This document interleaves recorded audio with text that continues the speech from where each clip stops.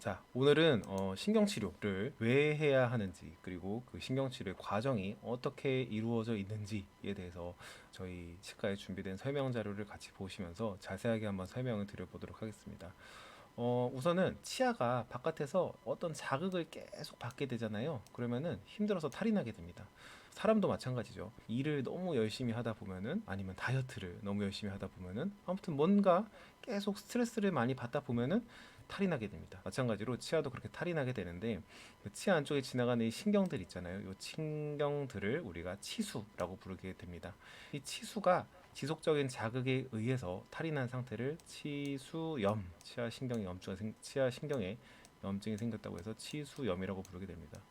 이 치수염이 초기에는 별로 심하지 않은 상태에서는 우리가 치아가 힘들어하는 원인을 제거를 해주고 잘 쉬어주면 치아가 원래대로 돌아올 수도 있어요. 마찬가지로 사람이 감기 걸렸다고 바로 죽지는 않잖아요. 그래서 대부분의 감기는 원래대로 돌아오듯이 또 대부분의 간단한 치수염 상태에서는 치아들은 잘 버텨내고 원래대로 돌아오게 됩니다. 그런데 우리가 이 치수염에 걸린 치아를 제때 치료하지 못하고, 아니면 제때 편하게 만들어주지 못하고 계속 자극 받는 거를 방치하다 보면은 이런 식으로 충치가 너무 심해진다거나, 아니면은 아픈데 계속 쓰시다 보면은 이 치아 신경이 완전히 맛이 가버려요. 맛이 가버린단 말은 이 신경이 흐물흐물해지고 녹게 되고 그런 일이 벌어지는 거죠.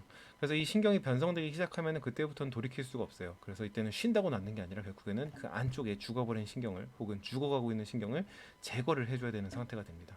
그래서 그 죽어가고 있는, 혹은 죽어 있는 이런 나쁜 신경들을 제거하고 청소하는 것이 우리가 지금 보고자 하는 신경치료의 진짜 의미가 되겠죠.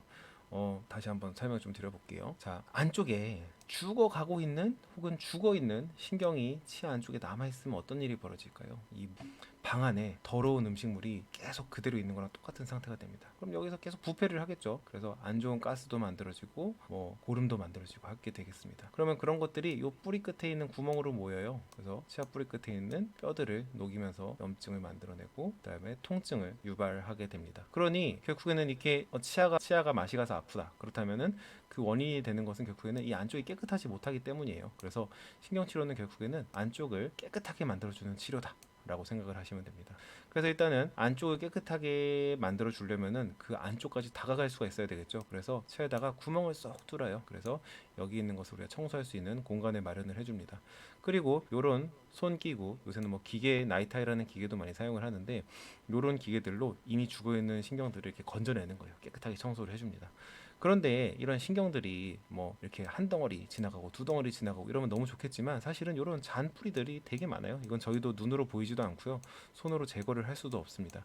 그래서 이런 것들을 청소할 때는 이런 약의 힘을 빌리게 돼요. 그래서 이런 약을 막 안쪽에 뿌려가지고 나쁜 것들을 세척을 해내고 녹이고 이렇게 청소하는 과정을 하게 되겠죠. 그래서 이 과정은 치아 뿌리가 단순하고 염증이 별로 없다면은 금방 끝날 수 있는 과정이 되기도 하고, 그다음에 치아 뿌리가 복잡하고 염증이 많고 심한 상태라면은 상당히 오랫동안 치료를 받아야 되는 경우도 있어요. 그래서 이 부분 때문에 우리가 신경치료가, 누구는 신경치료 한 번에 끝났다는데 나는 왜 이렇게 네 번 다섯 번이나 받아야 돼요? 이런 일이 발생을 하는 경우가 이런 것들 때문이죠. 그래서 청소하기 쉬운 치아는 청소가 금방 끝나고요, 청소하기 어려운 치아는 청소하는 게 상당히 오래 걸린다라고 생각을 하시면 되겠고요.